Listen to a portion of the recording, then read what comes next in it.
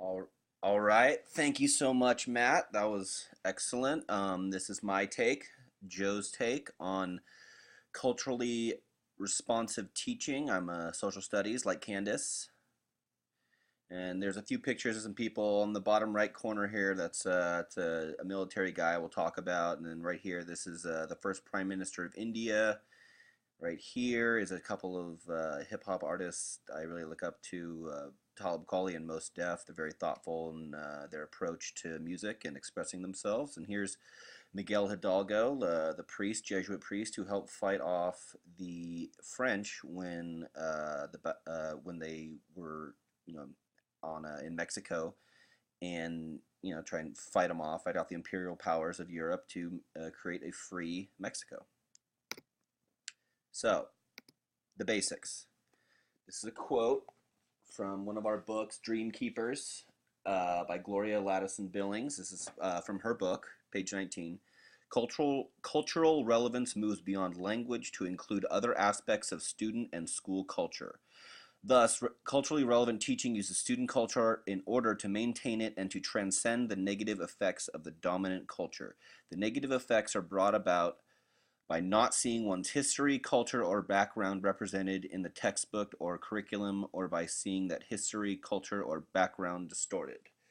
So, what does that mean? That's just a fancy way of saying people who get it wrong, uh, they need to get it right. And in order to get it right, we need to take everybody's culture into account because nobody's culture is inherently more important than anybody else's. We're all equal here. It's a society of equals in a classroom. We shouldn't put one student's culture in front of another. We should look at them all with a sort of equal hand. In my classroom, what will I do to encourage this sort of way of thinking? Of course, I'll model interest in other cultures. I am naturally interested, so that works out great. Acceptance of all cultures. Everybody has their biases and their preferences and whatnot. So we have to kind of table those and be open to anything and all things of all cultures.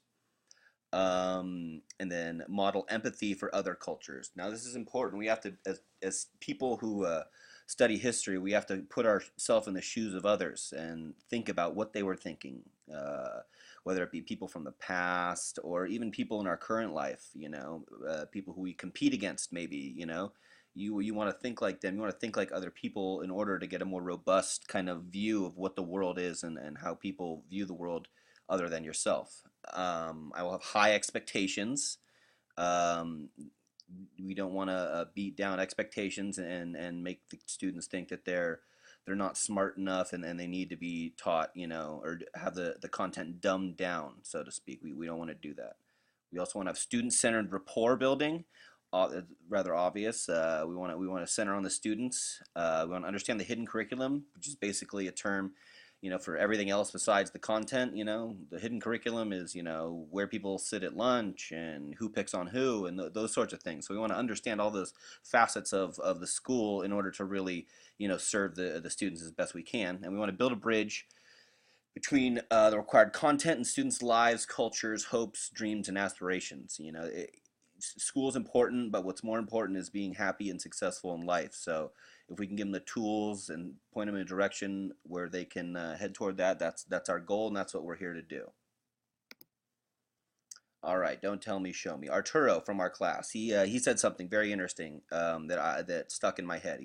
It's something to the effect of the U.S. history textbook we use in his classroom, like most, is more a history of white people in the United States, which I never thought of it that way, but it certainly is true.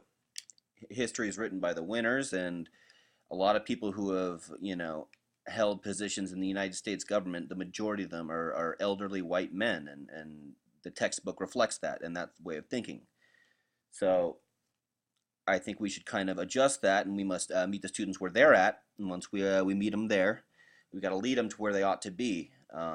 Is that just simply understanding what white people did on the North American continent? I don't think so. If we're teaching U.S. history, we should be teaching about all the people of the U.S. Who've been a part of it, not just the presidents and the generals and whatnot.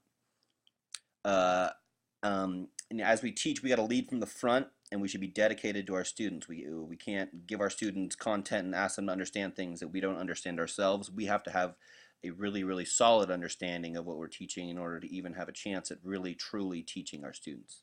Right here, this is a book called The People's History of the United States. It's almost like a rebuttal to most textbooks. It's a story of people in the United States from all walks of life, written by a great historian, Howard Zinn, who's since passed away, but this book will live on forever.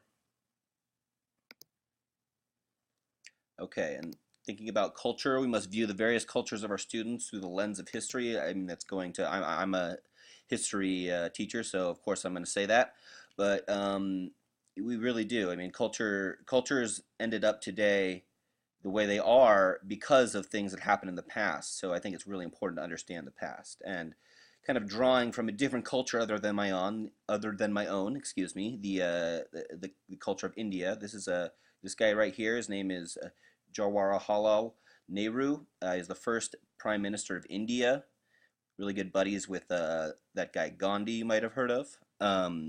This is from his book and his autobiography, Glimpses of World History. I compare past happenings with what is happening today to try and find a lesson for my guidance. Simply put, that's why I'm here as a history teacher. That quote sums it up. Concluding thoughts. It's difficult to be a good teacher if you're not passionate. That seems rather obvious. If you're teaching to flex your ego, stop doing that or just quit. Students are the focus here, not teachers who like to hear themselves talk. All students are different, even ones from similar cultures, so they ought to be treated as such. Everybody's different, you know. I mean, we can't just group people together and just treat them like, they're just one member of a group. We have to treat them as an individual member. We got to help students decode and demystify the world for themselves so that they can achieve their maximum potential. We have to help them understand the world for themselves, not, for us, so they can go forth and prosper.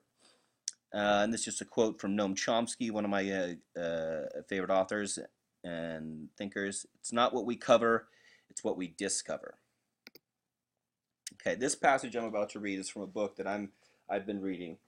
Uh, it's about this ace fighter pilot, Robin Olds. He was a major the passage I'm going to read. He was a major at the time, and this passage is from right after World War II. And he was called in by the head of the Allied Air Command, four-star general.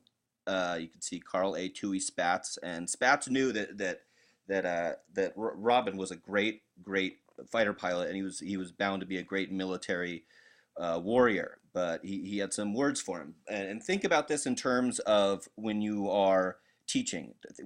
This quote, they talk about Robin as a warrior, but imagine the quote is speaking about teachers, not soldiers. So here we go.